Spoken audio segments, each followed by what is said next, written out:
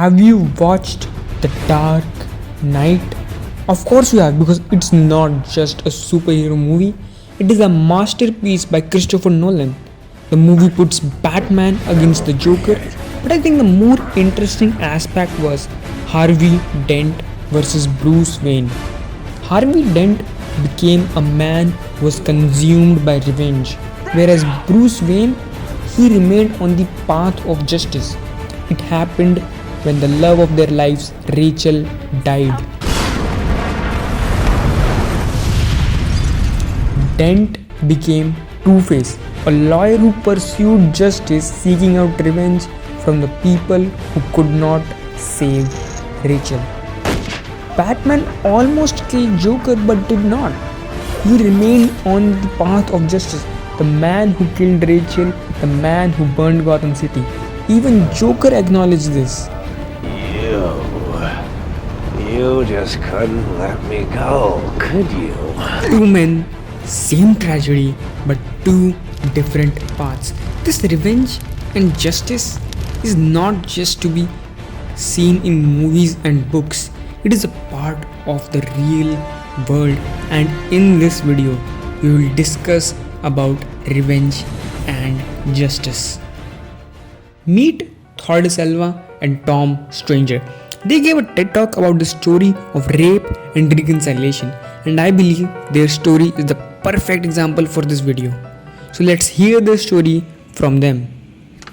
When I got on a plane to Iceland, after just having farewelled my parents and brothers goodbye, I was welcomed into the home of a beautiful Icelandic family who took me hiking and helped me get a grasp of the melodic Icelandic language.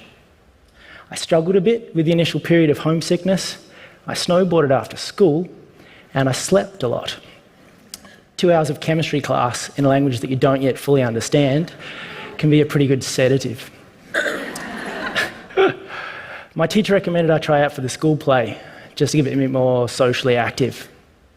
Turns out I didn't end up being part of the play, but through it I met Thordis. We shared a lovely teenage romance, and would meet at lunchtimes to just hold hands and walk around old downtown Reykjavik. I was 16 and in love for the first time.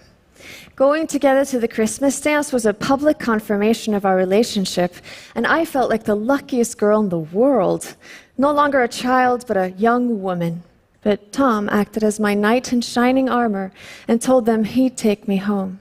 It was like a fairy tale, his strong arms around me, laying me in the safety of my bed. But the gratitude that I felt towards him soon turned to horror as he proceeded to take off my clothes and get on top of me. My head had cleared up, but my body was still too weak to fight back, and the pain was blinding. I thought I'd be severed in two. I thought I would be severed in two. Now who wouldn't want to take revenge? But first of all, let's understand the science behind revenge. This is your caudate nucleus. It is usually associated with motor processes, inhibitory control, and associative learning. But it is also a part of your reward system. The system that shoots your dopamine up and makes you feel special. But what reward, you may ask? Eating a burger? Not that one. It's a reward. Chocolate cupcakes? Making it rain? And thinking about revenge Lights up the same part of your brain that feels like a reward. It makes you think, if I get revenge, it will make me happier. Revenge feels like a reward, but only for a little bit. The study of the paradoxical consequences of revenge, done by really smart people, says that people expect the act of punishment to make them feel better, but they are wrong. It makes them feel worse. There is also evidence that it promotes rumination. That's scary. The feeling of reward shoots up during revenge and dies out very quickly. Rumination is a psychological process. It keeps you in a loop of thoughts about the past trauma and the cause of the problem. It's a cycle. You have trauma. Brain thinks taking revenge will heal you, so you take revenge. But you still have trauma. So how did she break the cycle? Wanting to take revenge is a very human emotion. instinctual even. And all I wanted to do for years was to hurt Tom back as deeply as he had hurt me. 何？お前はもう死んでいる。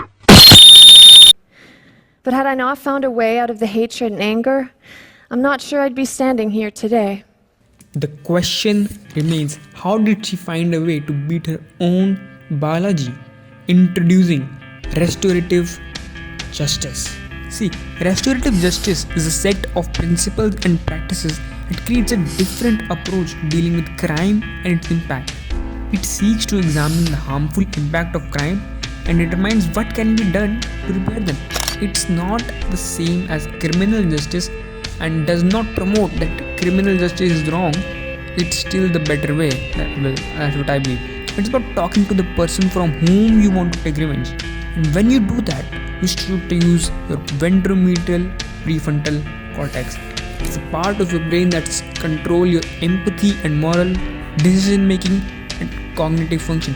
It opens up pathways that otherwise wouldn't open because of you thinking about revenge. Tom and Thordis took this route and met in South Africa.